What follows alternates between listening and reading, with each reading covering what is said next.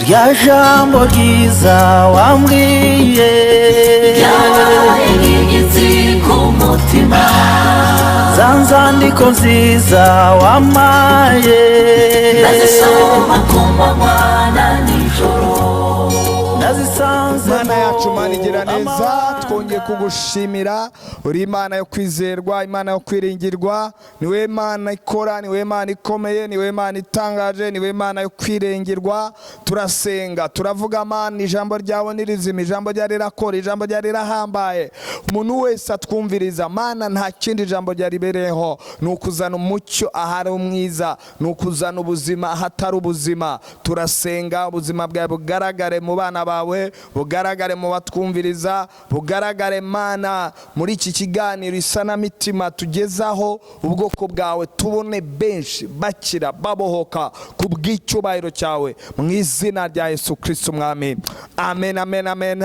Turavuga kuri aya majambo, niyo maze iminsi nigishaho muri yindwi, nibaza ari yongeye gusohoreza muri yindwi. Ni amajambo twatanguye tuvuga ari muri Zaburi 127 umurongo wa 2, aho Bibiri ivuga ngo bibaruhiza ubusa kuzinduka kare, mugateba cyane kuruhuka, mukarya umutsima w'ubutame, uwakunda bimuhera mu itiro. Navuze ngo ngaha harimo amajambo agoye, ariko nanone mbabwira ngo uyu muntu yayanditse ni umuntu yari yaratunze, ni umuntu yarabonye icyubahiro cy'isi, ni umuntu vrema, ni Salomoni, ni umuntu yatunze, ni umuntu yagize abagore benshi kuri iyi si, ntawe uragira abagore nk'abo yatunze, ni umuntu yagize ubutunzi, ntawe uragira ubutunzi nk'ubwo yatunze, ni umuntu iby'isi yabiriye, ni umuntu ubuzima yaburiye. Ariko muri Zaburi aravuga neza ngo bibarushiriza ubusa kuzinduka kare, ni ukuvuga ngo mu yandi majambo hari ukuruha, hari ukuzinduka byose. Burya nta bantu bakunda kuzinduka. Umuntu yarakazinduka avuga ngo ngiye kurondera amahera, arakazinduka avuga ati hari ibintu. Ariko abantu benshi bakunda itiro, abantu bakunda kuryama. Ni gake wabona umuntu azinduka agiye kurondera Imana. Ahubwo umuntu niba wamubwira ati hari ahantu hari amahera, hari ahantu ugomba kuyarondera, ushaka umubwire kubyuka saa 10 azobyuka, ushaka umubwire kubyuka turaze dimata azobyuka. Ariko wamubwiye ngo byuka usenge, byuka urondera Imana, ntago ari ikintu cyoroshye. Aha rero urabona uyu mugabo bita Salomoni yabyanditse by'ukuri. Kuzinduka ni ukuzinduka nyene, ni ukuzinduka kare.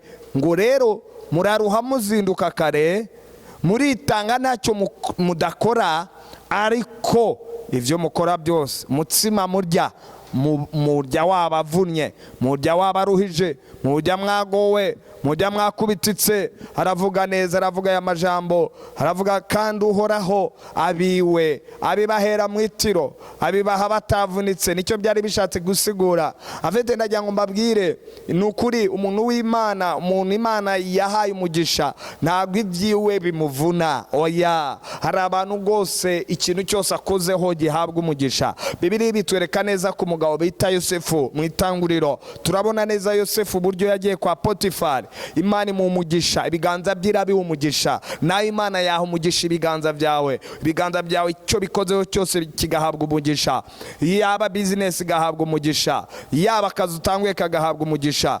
We waba ahantu kubera umugisha ukuriho bigatuma n'abandi bahabwa umugisha. Ni ukuri Imana igira ikora. Imana yabikoreye umugabo bita Yosefu, aba kwa Potifari, abayeyo Potifari ahabwa umugisha. N'ikintu cyose cyari mu nzu gihabwa umugisha. No kuvuga ngo umugisha Imana yawo guhaye, aha ntago uruha, ntago uvunika, nukubera ni ikiganza cyiza cy'Imana kiba kikureho. Niyo mpamvu mbabwira abantu rero batahawe umugisha baravunika, kandi bakavunikira n'ubusa. Umuntu akitanga, umuntu akazinduka, umuntu agashaka amafaranga ntayabone, akanyuraho amafaranga nawe akanyuraha, kandi ariyo yaje kurondera. Umuntu akagerageza, umuntu agatanga amafaranga menshi ngo business ikure, akabona wapa ugukurira homba. Umuntu akagerageza. Aha rero naje kongera kukuganiriza muri kino kiganiro kugira ngo mu by'ukuri uze kumenya mbega ubuzima bwanjye, mbega imibereho yanjye harimo ikintu cyitwa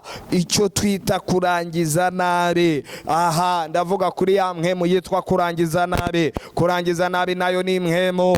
Iyo tuvuga abantu barangije nabi turababona neza. Bibiliya nayo hari abantu twereka barangize nabi, ariko ndavuga kurangiza nabi mu butunzi. Aha nicyo ndiko ndavuga, kurangiza nabi mu bifatika. Umuntu yarakoze ntako atagize, umuntu yaritanze ntako atagize, umuntu yatanze amafaranga ngo atanguze business aha na hariya ntako atagize, ariko mu mirangirize hari abantu benshi, nawe urabazi uri kuranyumviriza, hari abantu benshi usanga by'ukuri abantu tukavuga ngo urya muntu naka yari umuntu afite amafaranga, yari umuntu atunze, yari umuntu yari umuntu yakoze ahantu heza, yari umuntu yakoze ahantu bamuhaga amahera menshi. Wajya kuraba neza ugasanga ariko aragenda arangiza nabi. Barahari, hari abantu batangura neza bakarangiza nabi. Ukabona umuntu mu ntango yari umuntu afise amafaranga, yari umuntu afise amaproje, yari umuntu afise amasosiyete, yari umuntu afise amakampani, yari umuntu mu by'ukuri mu bijyanye n'uburyo bugaragara yaratunze, aratunganirwa. Ariko uko agenda arushaho gusaza, uko agenda arangiza ubuzima bwiwe, ukabona agenda afisemo ikintu cy'inyatsi, ikintu cyo guhomba, ikintu cyo kunyagwa. Noneho muri ya mirangirize yiwe ukabona ariko aragenda arangiza nabi, ukabona arangije nabi, agasigara ahantu turavuga ngo nta n'urwara afise, nta n'urwara afise rwo kwishimisha. Mu yandi majambo, agasigara ari wa muntu asabiriza, agasigara ari wa muntu asegereza. Yari umuntu yari afise, yari umuntu yari afise amahera menshi, yari umuntu abandi bajyagaho kugira ngo abafashe, agasigara atari wa muntu twari tuzi, ahubwo ari undi muntu dusigaye tubona, ari wa muntu asigaye nta n'ikintu asigaranye. Ibyo yari afise byose, ugasanga yari afise amazu yubakishije akarangiza. Hari abantu rwose atangura neza mu mihereze yiwe,